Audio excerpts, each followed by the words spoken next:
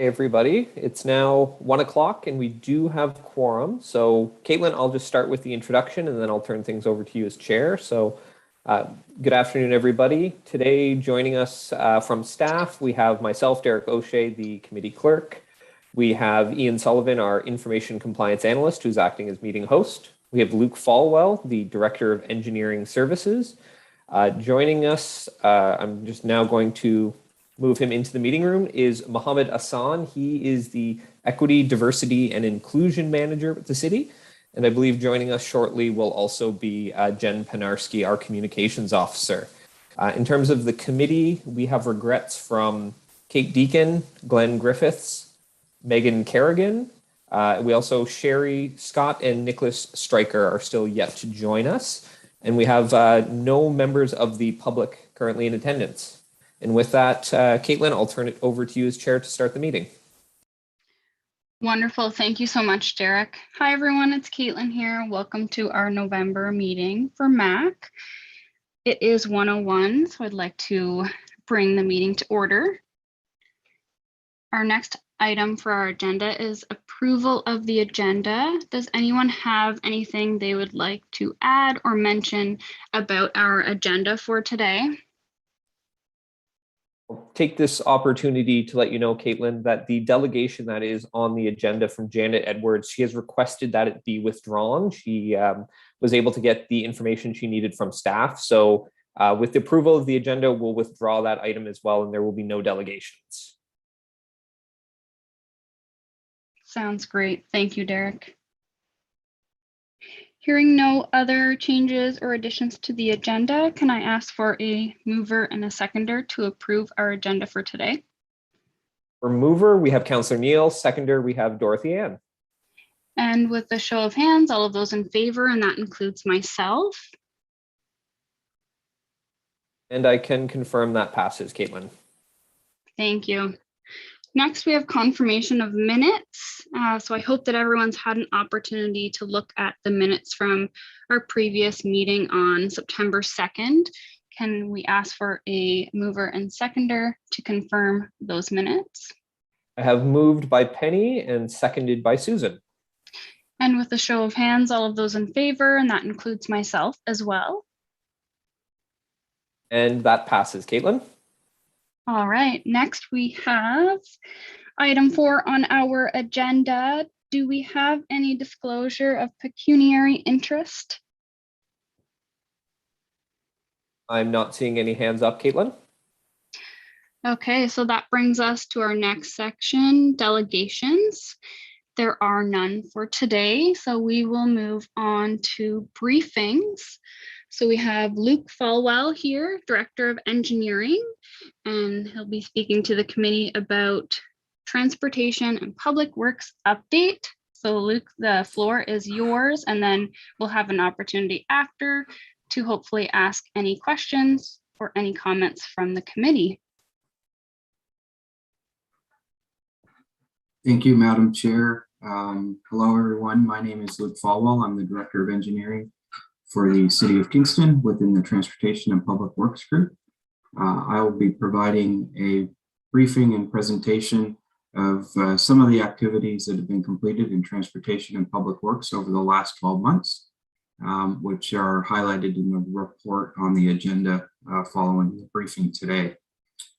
So with the introductory slide, we have the Transportation and Public Works heading with a picture showing the revitalization and renovation of Shannon Park and the Macaulay Street Road extension. Next slide, please. Within the Transportation and Public Works group, we have all shown here as 6 departments, however, have recently been consolidated into 5. So we have transportation services, transit services, transportation services, solid waste services, public works services, corporate asset management and fleet, and engineering services. Just as of last week, we had a new director join our team, Karen Santucci, and the combination of public works and solid waste services is now 1 department going forward.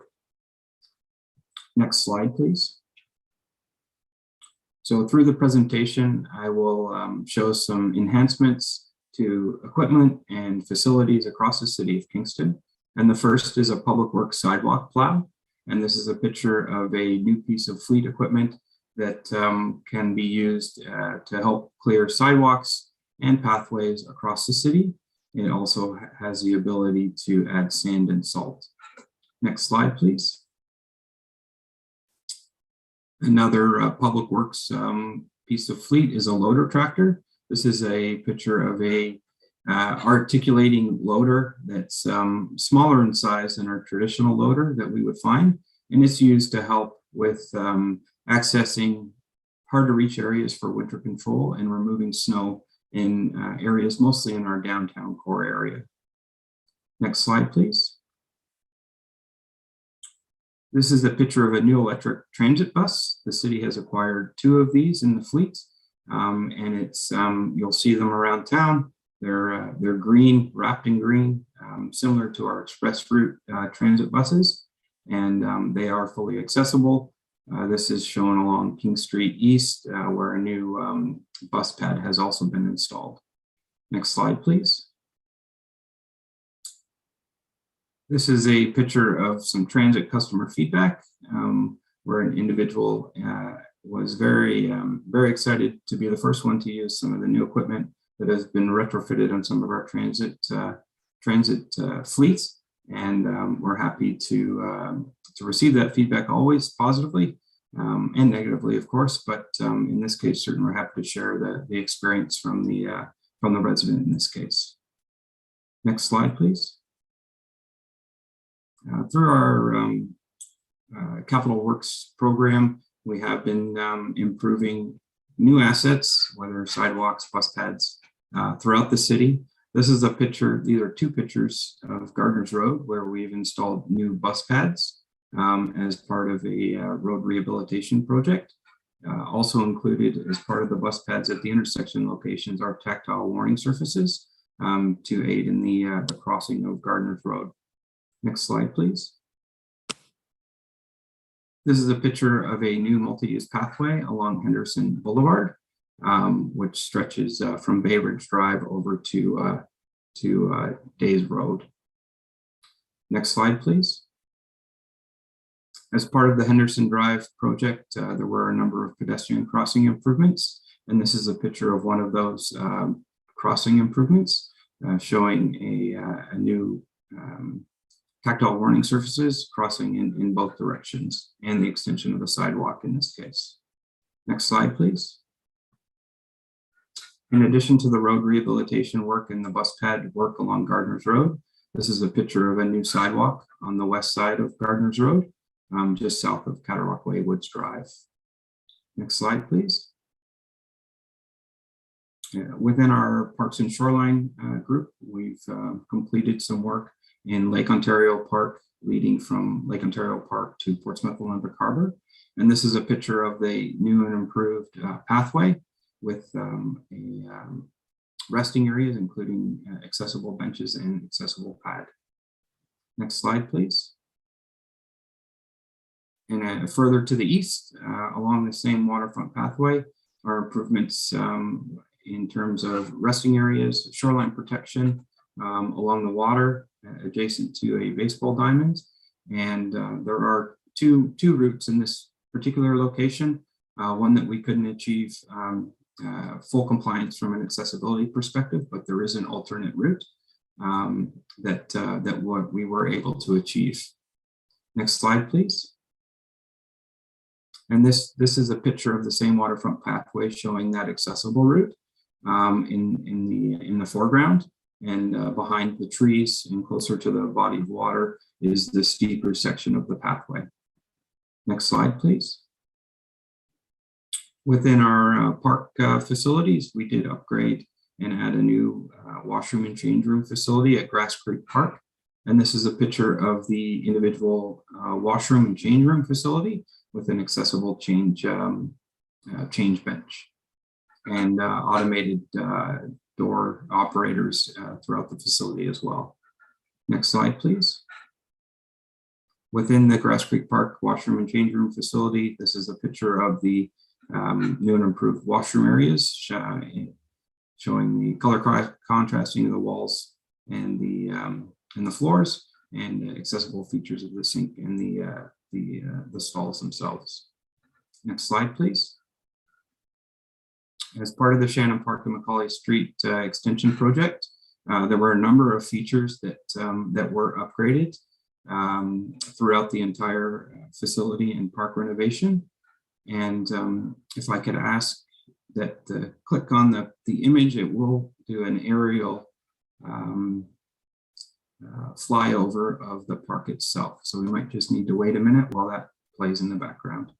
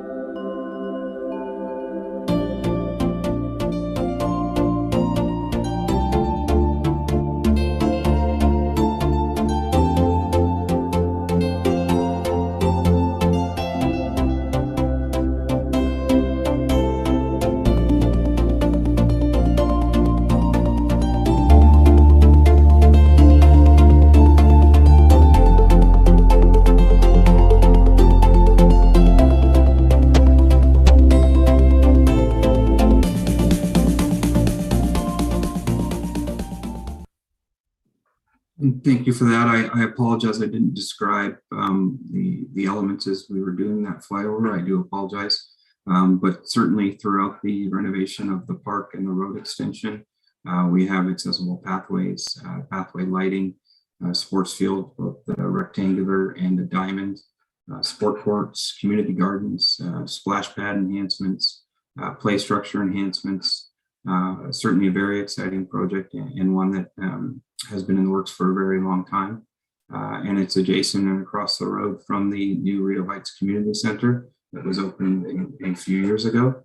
And certainly looking forward to further improvements in the Rideau Heights community in the near future as well.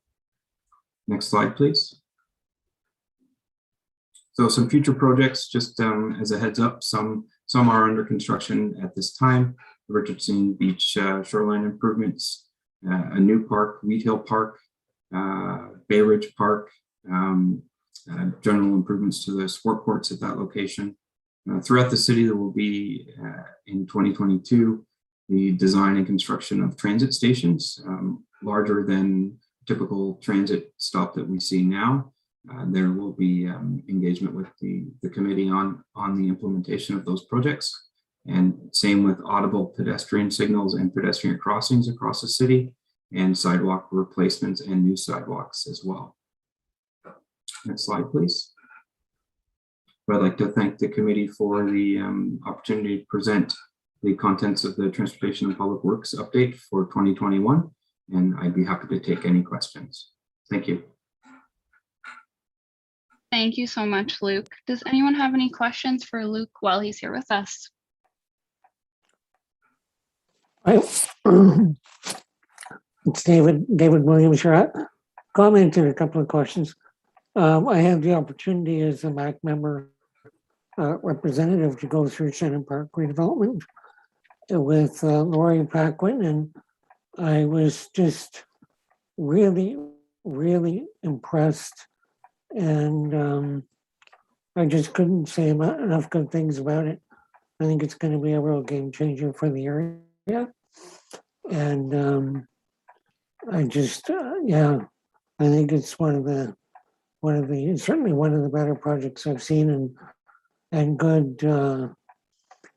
I was concerned at the very beginning because there was going to be a lot of cross-department coordination, and sometimes that works well, and other times it's a bit of a challenge. And this time it seemed to really work, and I'm really impressed. So I want to thank everybody involved for that. And the other one was about, what's the other question about? well, you may or may not be able to be in a position to answer. Curious about the ridership on transit and whether how it's gone up or down. I don't know if you as Public Works or Transportation generally could fill us in on that.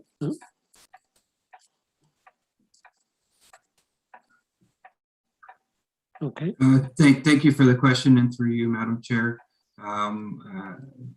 Mr. Williams, I appreciate the positive feedback, and we'll certainly share that with Lori and the team. It is nice to hear that, and we are very proud of the Shannon Park project. Thank you. And regarding the transit ridership, I don't have the numbers in front of me, but I'm certainly happy to provide through the clerk what that looks like. I know certainly as a result of the pandemic, it has been very challenging. But as part of the September and students returning to Kingston, we did see a slight increase certainly on what it was before, but it's certainly not anywhere near where it was prior to the start of the pandemic at numbers at the end of 2019. We were moving in a great direction, but certainly we've got some time that we'll need to catch up before we get back to those pre-pandemic levels. Well, hopefully with the acquisitions and accessible features, it will come more quickly. And one last thing, it's more of an update for me. It sounds to me as though the waterfront shoreline walkway is complete. I wasn't aware of that. Is that correct? With the photos that I saw, it looked as though I guess I better get down there and have a look. Thank you for the question, and through you, Madam Chair. The portion, what we call it, the foot of Mowat Avenue, leading closer to Portsmouth Olympic Harbor, it is almost complete, 100%, Mr. Williams. We still got a few things to tidy up with the contractor, certainly as part of that project, but a majority of the works are completed, and the project team will certainly be in touch regarding a final inspection before we sign off on that project. Great, thank you. I was just curious. It won't be me going through, but I was curious nonetheless. I appreciate it. Thanks, Luke. That's it for me. Thank you, David. We have a hand up from Penny and then Dorothy Ann. So we can go to Penny next. Sure. Penny, over to you. Good afternoon. Great presentation, great, because I'm visually impaired. I appreciate all your verbal stuff that you do as well. You're very good at it. You should be teaching it. I would like to know the vehicles that you showed that were purchased, does that allow you to do more sidewalks, or is it replacing existing machinery that you may have had before? Can you explain what that actually does for the city? Yes, thank you for the question and the feedback. I appreciate that. Regarding the sidewalk plow, it's in addition to the existing inventory as the city continues to assume additional sidewalks across the network. So that's additional equipment. So it is standard in the sense of the other pieces of fleet within Public Works. And that's on the sidewalk plow, the first image that I showed. The second image was of the smaller utility loader. That is a new piece of equipment that has been utilized in the downtown core to assist with winter removal, winter control removals. Over the last year, businesses, patio operators have been permitted to extend their patios in the winter as it relates to the pandemic. And so that piece of equipment helps the Public Works team to get into some of those tighter places and remove some of the snow that has been pushed from the roadway through winter control operations and just for traffic as it goes by. So it is a new piece of equipment that has been utilized in the downtown area to improve the accessibility of some of our paths, sidewalks, and access routes.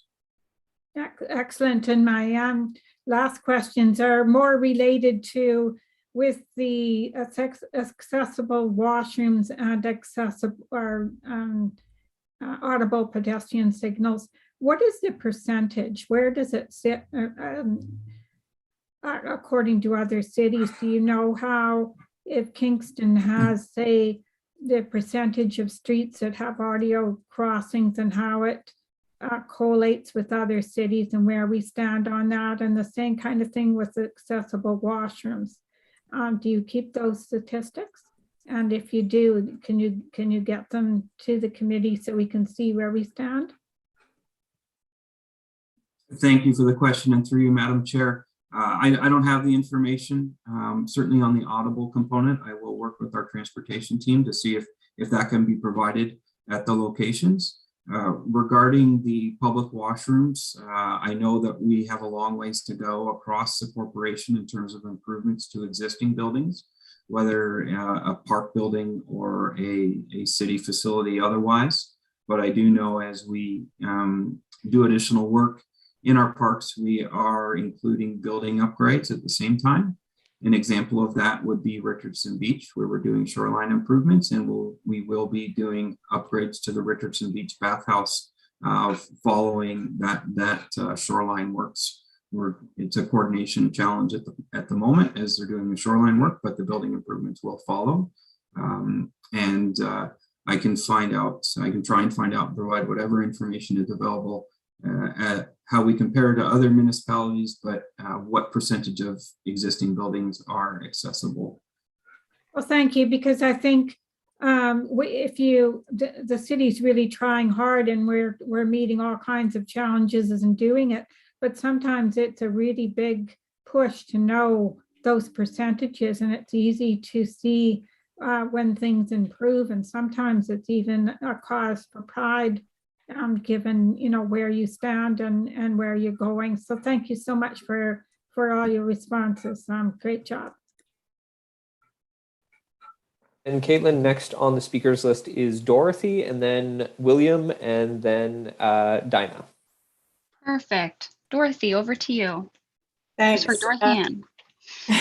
More praise to you, Luke, from me. And for your committee. I walk all the time at Lake Ontario Park, and I really, really enjoy the improvements there. It makes walking a whole lot easier. As someone who is able to walk still, but impaired with walking, it's very handy to have those nice smooth paths so I can then get to where I want to go. And that leads to my other question that I raise. I'm going to sound like a broken record here, but my question is always about benches. Because, and I was looking at the Shannon Park development, and I was trying to spot where the benches were there. Even at Lake Ontario Park, that fantastic playground with the splash pads, there are some benches there, but it's also quite hard to get in there. If you were, I had a friend with me who was in a wheelchair, and to get in there and get close, there needed to be more rest stops. So not so much there, but elsewhere there seem to be long spaces between the benches. And I'm wondering if you have done research around that, about what the optimal spacing is. I know when I was in Halifax, they had some sort of parameter that they used to provide benches at certain spaces. And I know for the public, sorry, I'm not speaking very clearly today, for the public interaction about transit along Centennial and things, there were places where if someone was walking who was minimally impaired or was walking with canes, it's too long a way to walk without a bench, if you know what I'm saying. So I'm just wondering if that has entered into your planning at all, the length of space that people can actually walk if they are somewhat impaired, because there are a lot of people who are in that transitory, not in a wheelchair, not able to walk so well category. Sorry. Thank you for the question, and through you, Madam Chair. So resting areas is something that we consult on a regular basis, whether it's a pathway or a park or a facility. And resting areas, I believe, can be defined as a number of ways. That it may be a flat area in the pathway, so one area of resting, although I recognize that doesn't answer your question entirely, and that benches are spaced at a certain interval. I believe the resting areas are about 50 meters, so that level area at some point. I'm not aware of the spacing requirement for benches, but I can certainly look into that.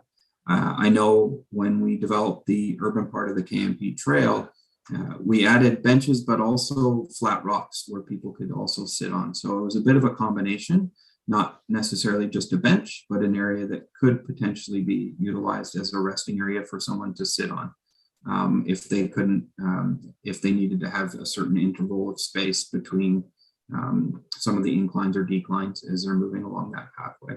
But I'll have to get back to you on the specific distance. I apologize. I don't know that off the top of my head. Okay, thank you. All right, next we have William. Hi, so a couple of quick questions just to add to a few other individuals. I'm very excited to go to Lake Ontario Park. Obviously with what's happened there, it's, I think, a hotspot for a lot of Kingstonians. But one of the things I was wondering, and I haven't seen this yet, but has there been any improved pathways or linkages to some of the paths that Providence Care Hospital has in the area? I know a lot of individuals really admire the location that Providence Care Hospital is at, and a lot of individuals do have mobility issues and they would probably like to get closer to that water. While it is visible from the hospital, I do note that you have to take quite the route to get around if you don't want to walk on the grass, or in the winter it's not quite easy to trek across. So wondering if there's been any improvements to the interconnectedness of the path that way. And then in addition, I noticed that there's those new bus stops and obviously the side piece, and that's been added in terms of the concrete to make a flat surface area for those bus stops. And very similar to Penny, I like my benches as well. I think it was Penny that brought that up. But are we looking to add any additional seating for individuals while they're waiting for the bus, or any shelters to those new bus stops that have the now been smoothed out and have an area for standing? Thank you for the question, and through you, Madam Chair. Regarding the Providence Care comment, certainly we tried to interconnect with the existing pathways that were provided on the west side of the Providence Care property, where it adjoins Lake Ontario Park. There is a little bit of backtracking that's required in order to get down the accessible route. There aren't any additional, at this time anyways, any additional pathways that are identified from the Providence Care facility to the waterfront pathway that's recently been constructed. So something that maybe could be considered in the future if additional developments happen on the Providence Care site. We're always interested in working with our partners, and if Providence Care is interested in providing additional pathway across their lands, those are Providence Care lands, where the ball diamond and essentially the Lake Ontario Park property line is. So we're happy to work with them, and we do have an easement over the pathway that's been recently constructed. So there are always opportunities to improve. Regarding the transit, yeah, it is my understanding the intention is that structures and shelters will be placed at a number of those locations going forward. So I'll just need to confirm which ones and what type of amenity are to be added, and I can circle back with the committee with that information. That's great. Thank you. Thanks for your questions, William. Dinah, did you have a question or comment? Yes, I did. Luke, I'm wondering if you can expand on the difference for the wheelchair seating on the electric buses. My understanding is I have never been on one, but from other people in the community, itself, the tie downs are very different for the wheelchairs. And the understanding that I have is that it's not driver assistant. Is that correct?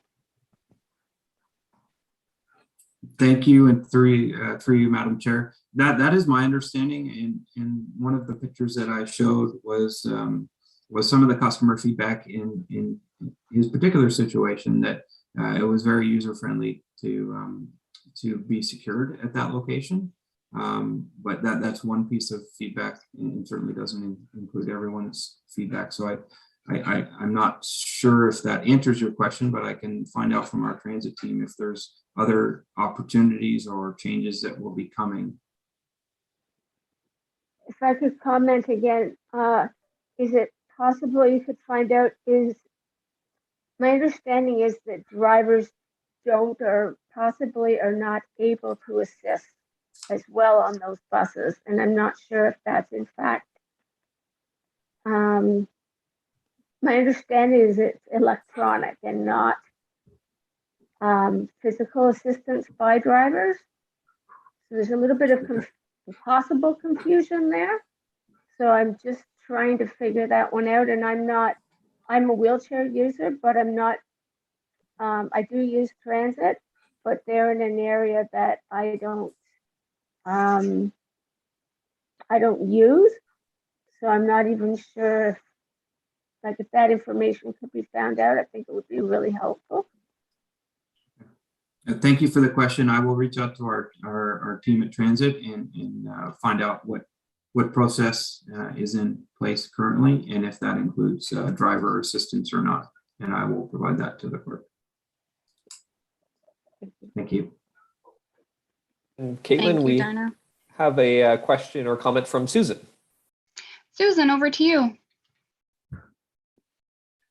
Hi, I was just curious in terms of the sidewalk improvements that you mentioned, in terms of creating smoother pathways and et cetera.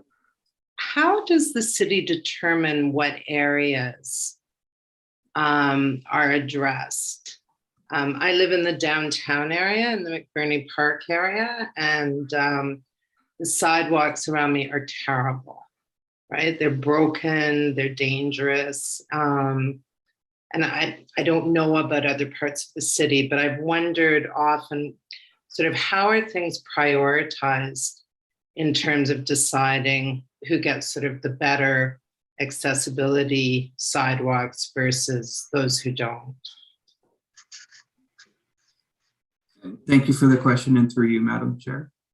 So the sidewalks, we have a similar process for sidewalk rehabilitation and prioritization as we do for our roads, in that sidewalks are inspected on an annual basis. They need to meet a minimum maintenance standard in terms of their condition and lips and gaps and so on and so forth.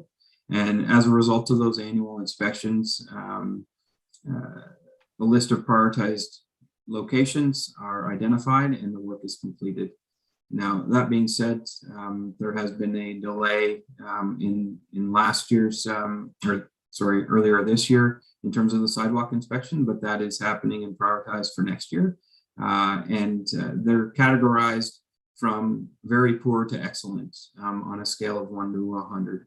And we will look at those, and if they are a safety concern or a risk and need immediate prioritization, that would percolate to the top.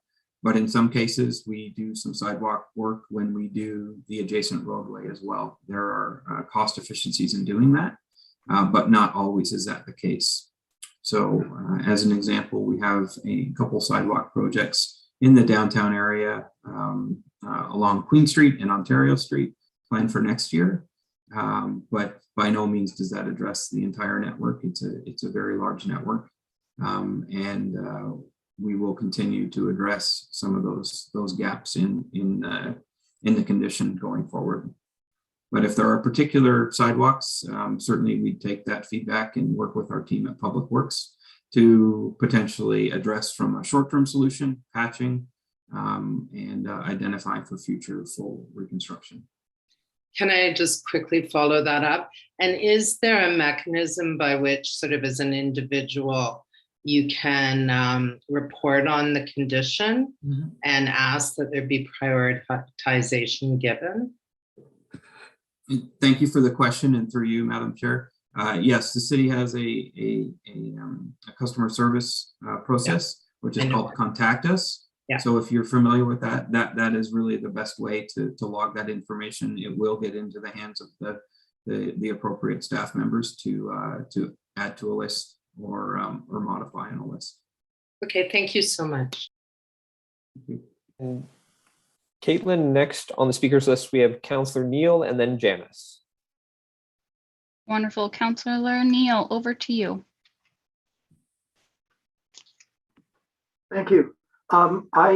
Representing Williamsville, I've received complaints, and if you share it with your counselor, or definitely use contact us, and if you're able to take a picture and forward the picture to contact us, that's great too. And if it's identified as a trip hazard, and that's a good term to use, if it's a clear trip hazard, I believe they get out pretty quickly to remedy that situation, because of course there's potential liability to the municipality if something has been identified as a trip hazard.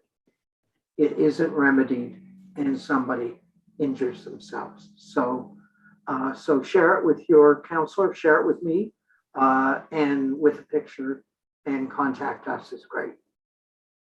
Thank you. Thank you, Councillor Neal. Janice, you're next. Thank you, Madam Chair. Just a question and a comment. My first question is, and it's just a curious question, the electric buses, is there plans to replace the entire fleet with these? Is this a little bit of a pilot project to see if they work? And then I'm sure they're expensive and it would take many years to get enough to replace our entire fleet. Was just curious. Thank you for the question, and through you, Madam Chair. Yes, the intention is to replace going forward new transit fleet with electric. There's a project that's ongoing right now. The transit team and our facilities team need to review the capacity of the electrical supply at the location so that they can actually charge the devices. They do consume a significant amount of electricity, and there will be upgrades required at the John Counter Boulevard facility in order to accommodate the full electrification of the fleet. But certainly if electric vehicles are available for some of the large vehicle fleet, like buses, then that is something that council has directed staff to pursue going forward. Okay, interesting. Thank you. And Councillor Neal might have something to correct me on okay. that. I'm not exactly sure. Sorry, I didn't mean to jump the queue there. I know that it's my understanding that there's at least one electric bus that's back ordered currently, and the council did pass a motion, and there's a target date, and I'm not sure this will work with buses, but there's a target date, I think it's 2025, whereby the city will be routinely replacing their carbon-powered vehicles with electric vehicles or hybrid electric vehicles. And that's been passed by council, and it's a target, I believe, of the transportation group. So thank you. Thank you, Councillor Neal. And just to finish off, Luke, my comment would be kudos. I'm constantly impressed over the last year being involved in this group with what the city has accomplished, and just your small presentation, which was quite impressive. Just what I have seen, I was involved in an accessibility audit. I was able to participate, or at least observe, one of Rideau Heights, and in that, just that and everything you've shown today, just a small snippet of what you've been able to accomplish is very impressive, even in COVID times, to add on top of it. So I'm just well done, and I'm proud to be a Kingstonian. And I think Penny touched on that as well, that we have a lot of pride in our city, and thanks for doing everything you do. Great, and thank you for that feedback. I do appreciate it, and I'll certainly share that with the team. They are the ones doing most of the heavy lifting, and certainly making those site-specific changes that I know make a significant improvement. And I will add that as part of the Parks and Recreation Master Plan update the council approved earlier this year, we did identify specifically areas where we need to complete additional accessible audits to prioritize some of our improvements across our network. So that work will be coming in the future. So something else to look forward to outside of just regular asset replacement, like a plate structure or something along those lines, is identifying and prioritizing some of those accessible deficiencies across our park system to even make more change going forward. Luke, it's Caitlin here. I just had a quick comment and question for you as well. So my comment is echoing what Penny had said earlier. I too have vision loss and the descriptions were amazing. I actually received a description in advance of the video, so that was wonderful. I really appreciate that because it enables me to have all the information just like everyone else in the moment or in advance so that I can be prepared. My other question for you is, I noticed that you mentioned on the last slide about audible pedestrian signals. I know that the department has come and presented to MAC in previous years, and they touched on the potential for installing audible pedestrian signals in certain locations, but I'm not sure if we ever really heard about which ones had been installed to date.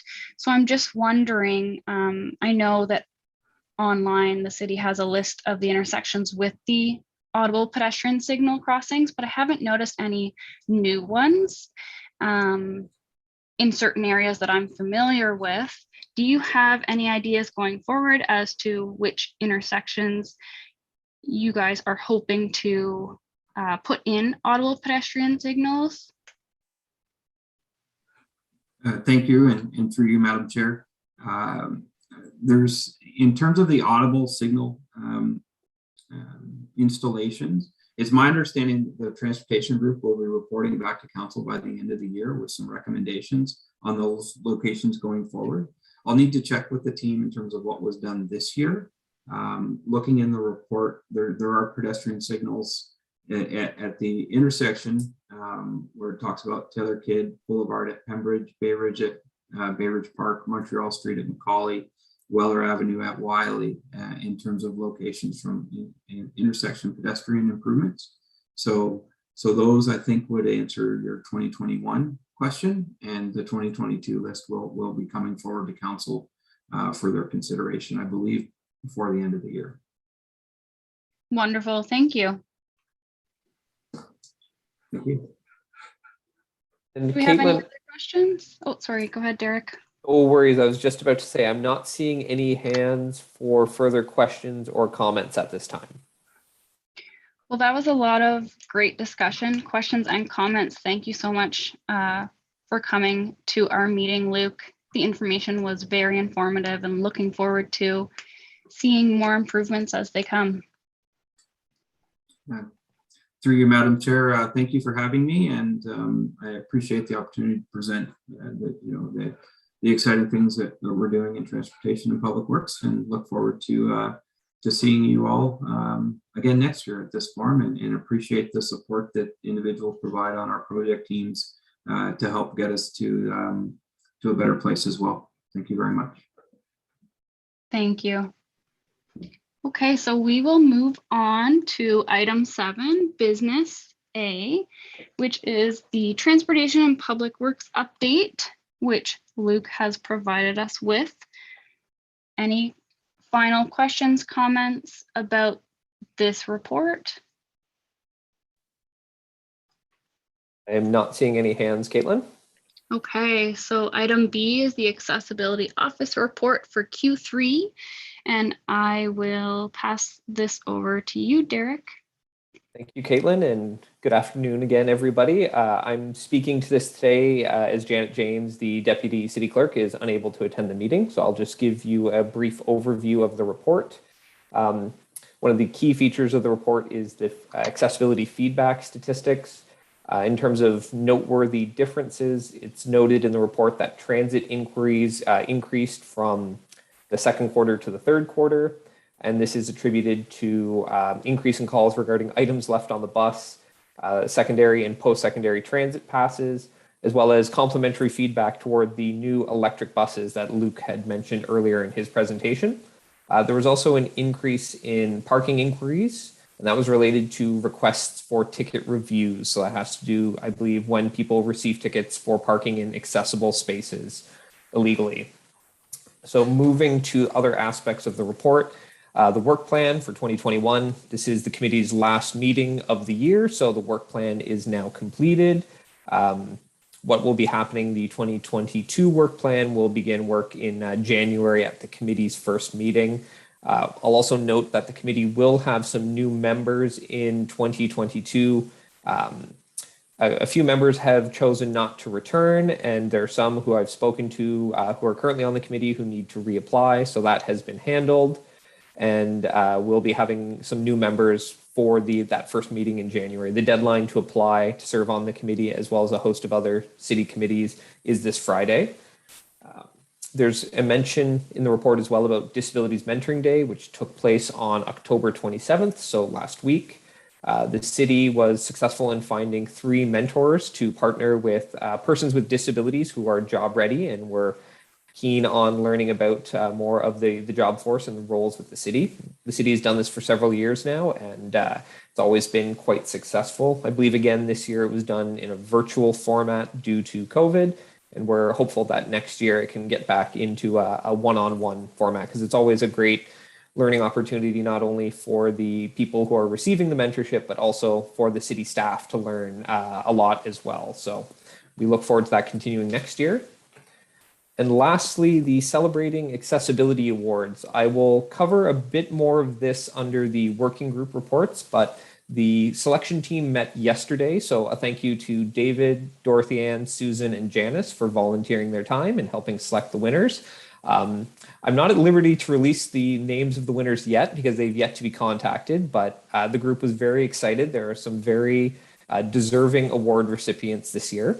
And we are excited that the awards ceremony will be taking place in a different format. It'll be happening on Friday, December 3rd, which is the International Day of Persons with Disabilities. So I'll talk more about that in a couple of minutes when the working group reports come up.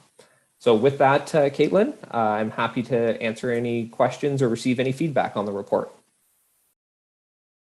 Thank you, Derek. Does anyone have any questions or comments about the accessibility report for Derek? I see Dorothy Ann has a question.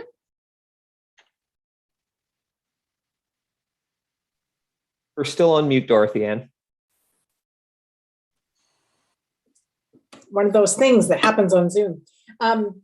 So I'm looking at the municipal accessibility feedback statistics, and the one that I was puzzled about was on the second page of those, where there was the increase of comments about assistive devices.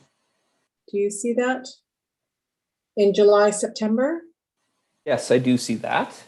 I'm just curious about what that was.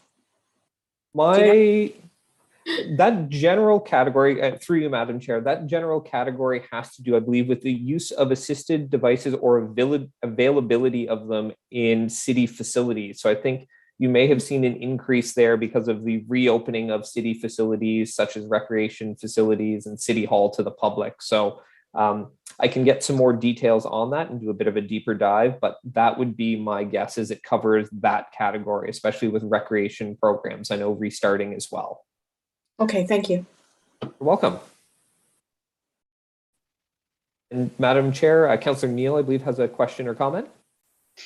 Councillor Neal, the floor is yours. Thank you. Dorothy Ann's question triggered my question.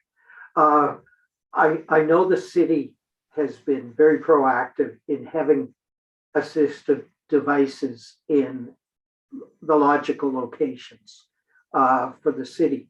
But I'm curious, as I know, for instance, the screening room has assistive devices that they've made available. I'm just curious about other things that perhaps aren't city related. If it's possible to kind of do an inventory sometime to find out what theaters and what what's offered at other locations. I think that would be a good information for us to have, and would allow the committee to reach out to some of those private locations in future to encourage those devices. So. Through you, Madam Chair, that's excellent comment, Councillor Neal, and I will let you know that the Awareness and Education Working Group will shortly be coming up with their next work plan, and that may very well be something that would fit well within their mandate in working on educating the general public as well as business owners about the availability and perhaps the need for these. So we will make a note of that, and I will pass it along to the working group. Thank you, Derek. Do we have any other questions or comments?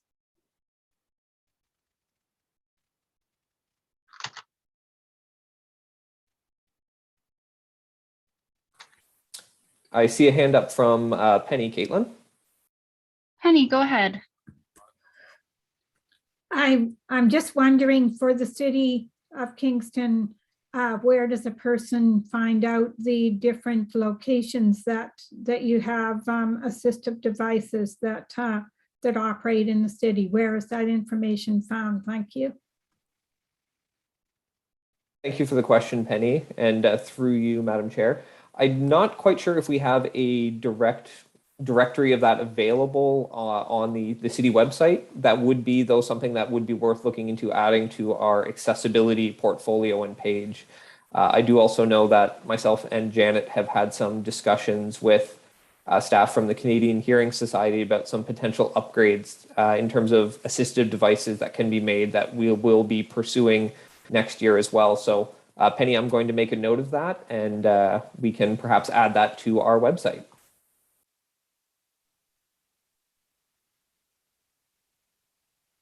That's great. Thank you, Derek.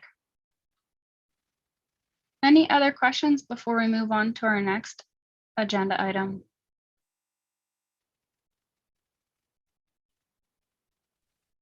I'm not seeing any hands, Madam Chair, and my apologies for the delay. It's doing double duty today, as both Janet and taking minutes can be a bit cumbersome. So I do not see any hands, so I think you are safe to move to the next business item.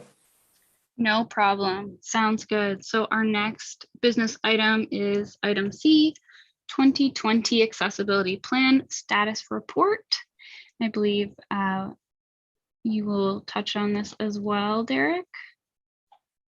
I'm happy to speak to this report. I'm just getting my notes up, Caitlin. So the report in front of you today is a annual requirement of the city under the Accessibility for Ontarians with Disabilities Act. It provides an update on the progress the city made in 2020 with respect to the city's multi-year accessibility plan.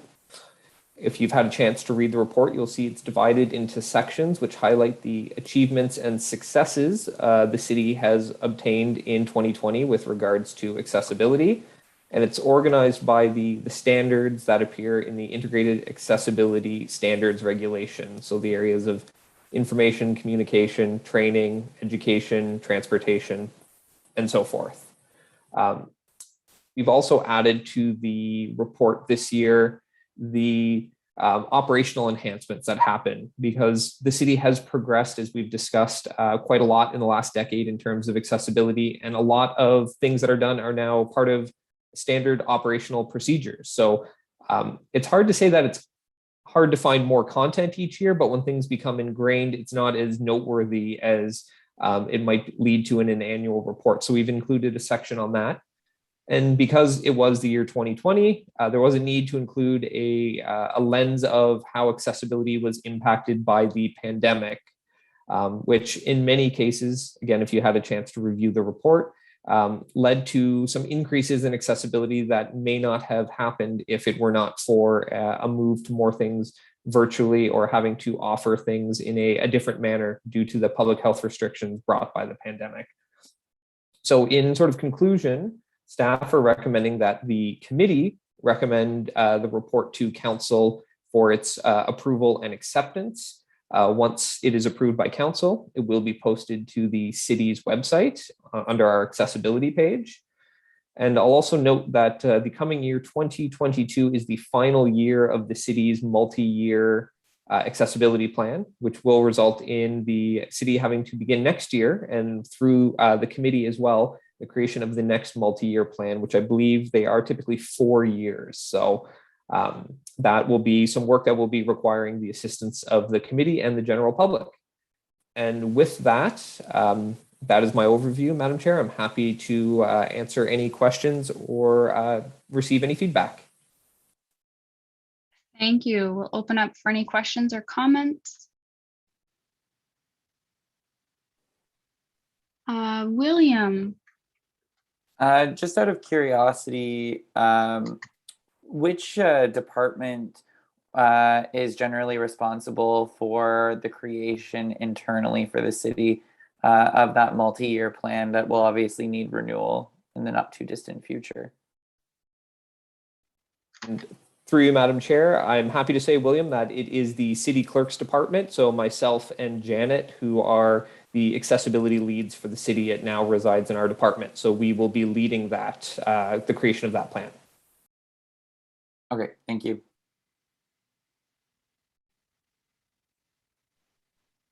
Any other questions or comments? I believe I saw David with his hand up there, Caitlin. David, over to you.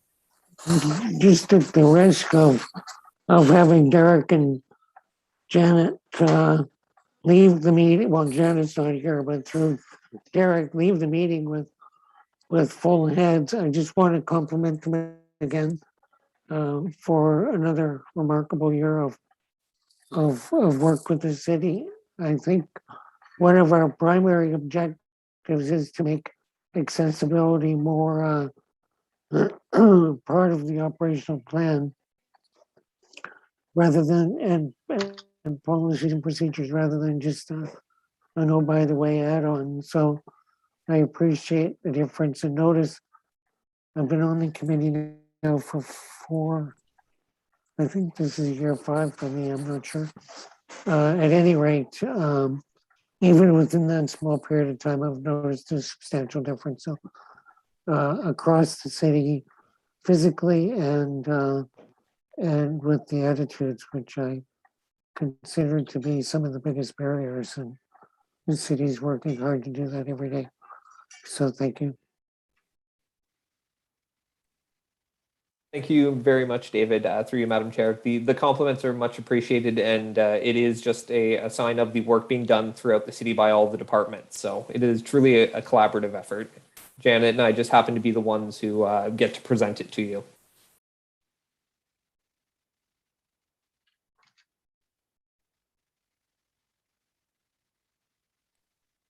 Any other questions or comments? We do have a hand up from Penny. Caitlin? Penny, the floor is yours. I would just like to say that I have sat on 3 accessibility advisory committees from different cities. This is by far the best. You've really got a good thing going. You have processes that are in place so that things do get done every year. You're very, very, very impressive. Very impressive. Thank you. Again, through you, Madam Chair. Thank you very much, Penny. This is a meeting where I wish Janet was here as my boss, but I will make sure she gets to see the video of it. Absolutely. Thank you so much, Derek. And I'm not seeing any other hands. So, Madam Chair, this report does contain a recommendation, so we will require a mover, seconder, and a vote. Okay. So in order to recommend this report to council, can we have a mover and a seconder? I have lots of hands, so I'll give Andrew on the move and Sherry on the second. Thank you both. And with a show of hands, all of those in favor, and that includes myself. And that passes, Madam Chair. Okay, moving along to working group reports. So first we have the Awareness and Education Working Group. So I will pass this over to you again, Derek. Thank you, Madam Chair. I probably should have put built environment first so I could have a break, but I'll gladly provide a quick update to the committee on the accessibility awards. So we're very excited that the city will be partnering with the Kingston Economic Development Corporation to present the awards as part of a combined event, which will feature a panel discussion with several representatives from the accessibility community. And the focus will be on educating small to medium businesses on how to basically cover all aspects of accessibility with your business, from things like customer service, information and communication, to employment. So we're excited about the opportunity there to reach out to the business community, and we're very confident that partnering with a group like the Economic Development Corporation will be able to reach an audience that we had not previously reached with the Accessibility Awards. And as part of the online webinar that we'll be having, we will be conducting the awards ceremony as well as part of that. So it's a combined event going virtual again this year, just due to the uncertainty of the COVID pandemic. But we're also very hopeful that this will be the last year we do the Accessibility Awards online, and we can move back to in-person for 2022. As I mentioned earlier, the committee did meet or the selection team met and selected the award winners. I'll happily share that with the committee next week once I've had a chance to reach out to the winners. And the last item I'll mention is the working group has also seen an idea come to fruition where, through, again, our partners at the Economic Development Corporation, the committee and the city clerk's department is sponsoring a consultant through this their KEDCO's Ask the Expert program. So it's 2 Canes Consulting, and they will be providing accessible customer service consultations to businesses in Kingston. So I'll send more details to the committee after the meeting so you can help share this out with your networks. But the Ask the Expert program basically allows small businesses in Kingston to access expert advice at no cost. So they reach out to staff at KEDCO's Small Business Center with the issues they're having. They are then connected with one of these experts, which includes 2 Canes Consulting, and they receive up to an hour free consultation services on the topic. So the committee and through the clerk's department, we are covering the cost of those consultations. So it's an opportunity for us to, again, provide increased education to the business community on the importance of accessibility. And I think it recognizes that businesses do want to provide their services and their goods in an accessible way, but a lot of times it's just needing a little bit of knowledge to help them reach that. So with that, I think hopefully I'm finally done, Caitlin, but I'm happy to answer more questions or receive feedback on the working group report. Thank you, Derek. And I just want to say kudos to everyone involved in the Awareness and Education Working Group. It's great to see collaboration with other organizations and finding those new opportunities to further that education on accessibility. So really looking forward to seeing how that goes this year. I see that Penny has her hand up. Penny, over to you. I just wanted to ask whether you had considered there's a lot of confusion for businesses as to what a service dog is and what a service is not, animals that are not, and there's a lot of confusion. So it's a comment and not a question. If you could just consider that, because it could be solved within this partnership that you have. That's a great idea. I really like that. So just a comment to maybe consider that component, because it is a huge issue for all people to figure out what's a fake dog and what's a service dog and how you know and what do your rights to ask. And there's all kinds of things all surrounding that whole area. Thank you. Well, comment. Thank you, Penny. And through you, Madam Chair, I'll just provide an opportunity to or let the group know that the Awareness and Education Working Group will be working on its work plan starting after this meeting today and working through it in the next year. So that is most definitely a topic we can cover. Also, if I could have an opportunity, Caitlin, to let the committee know that we do have joining us at our meetings going forward will be the city's Equity, Diversity, and Inclusion Manager, Mohammed Hassan. The city recently formed the EDI, Equity, Diversity, and Inclusion Advisory Committee, which Councillor Neal is also a part of. And it goes without saying that accessibility and the topic of inclusion and equity go hand in hand. So as that committee formulates its work plan and begins to work, we'll be seeing how there are any sort of crossover or work that can happen together between the two committees. So Mohammed will be attending the meetings and will be working as staff closely together to see the crossover of these two groups. Thank you, Derek, and welcome, Mohammed. It's great to have you with us. Looking forward to having you join for our future meetings. And I see Councillor Neal has his hand up. Councillor Neal, over to you. Just quickly, thank you, Penny. I've received several emails with complaints by residents who have issues with being turned away from businesses with their dogs. Now, so we clearly need some kind of clear definition of what a service dog is. And a lot of people I know are just buying vests and saying it's a service dog. And that's something I think needs to be sorted out. So concerning, Derek, concerning the awards evening and the panel, I think that's a great idea. I'm curious, I'm sure the BIA have been invited and will probably be an organization on the panel. If not, they should be. The other group that I'd strongly recommend is Tourism Kingston, because and they have an excellent executive director, and they deal with both motels as well as other service points. So that would be a great person on the panel as well. So thank you. Well, thank you for those comments, Councillor Neal.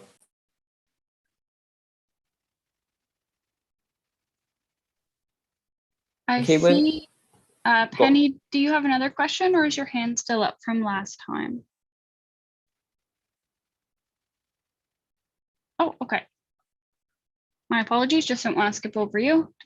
Do we have any other final comments or questions before we move forward? I'm not seeing any, Caitlin.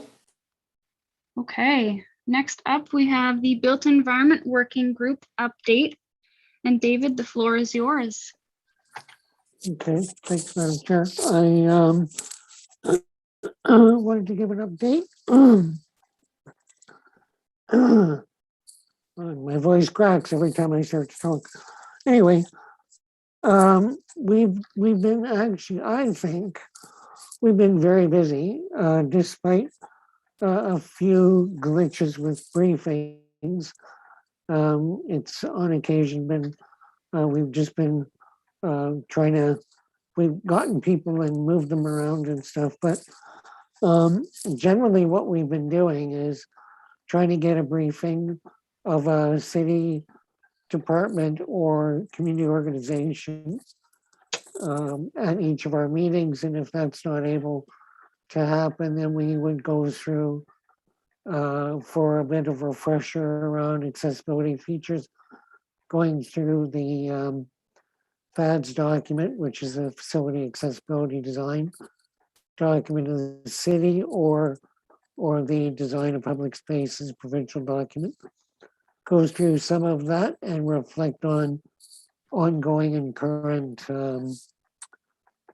projects and site plans and that sort of thing. And I think that's provided some good reflection on the part of the members.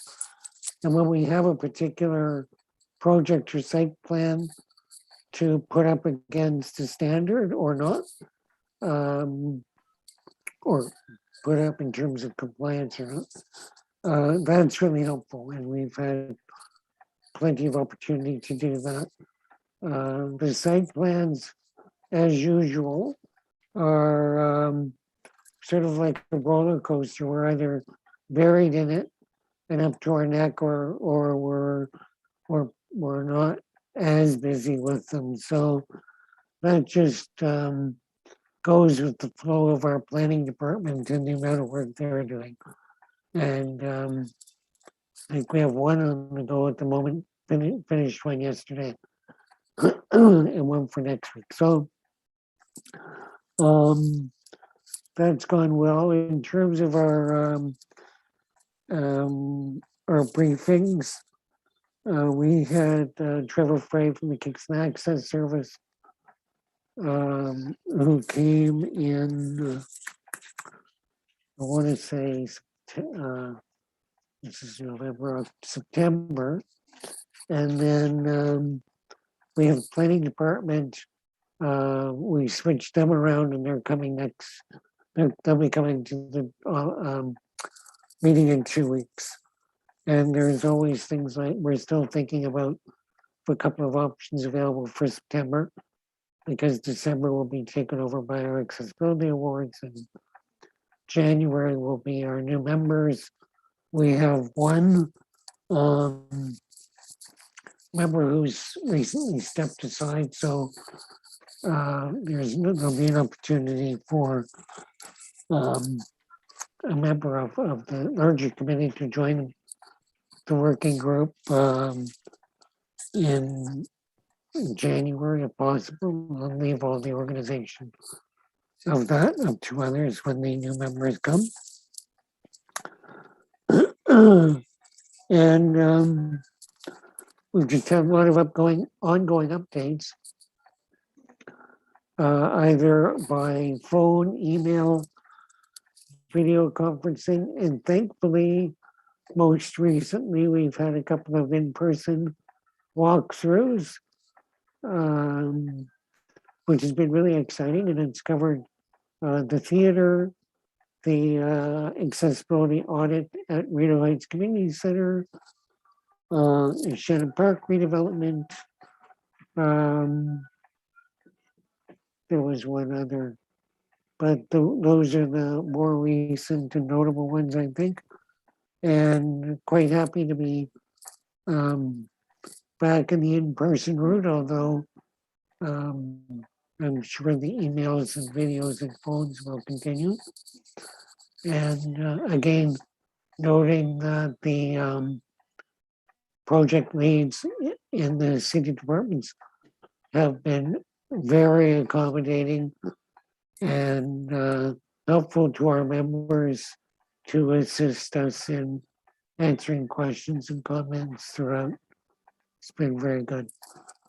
And our next meeting is by video conference 2 weeks from today, Thursday, the 18th in the morning. And as usual, anyone is welcome on the committee to attend, and we're doing a review of some new developments on the website regarding the accessibility audit. No, accessibility checklist.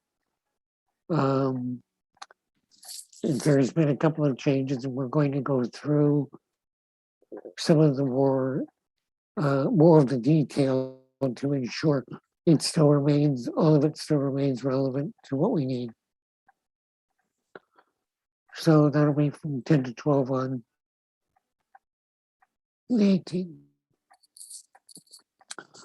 So, and that's it for me. I'm happy to take questions. Thank you, David, for those updates for the Built Environment Working Group. Does anyone have any questions or comments for David?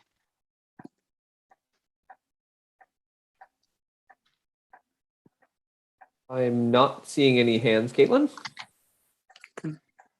Well, I'm available by email as well if there's something that pops into your head later on. So thank you. Thank you, David.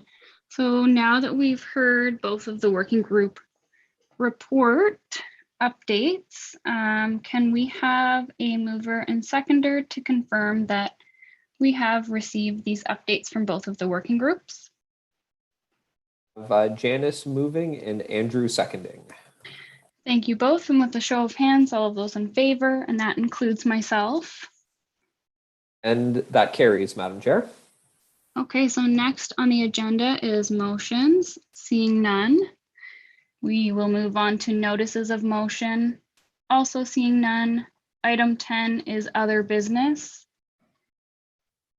Do we Madam have Chair, any- I believe Councillor Neal has something he'd like to state. Okay, Councillor Neal, the floor is yours. Thank you. I heard a rumor that Caitlin will be working at Queen's in the near future, and I just want to congratulate her. You'll do an excellent job there, I'm sure. Thank you. Thank you, Councillor Neal. That rumor is correct. I am very excited to be working at Queen's starting next week.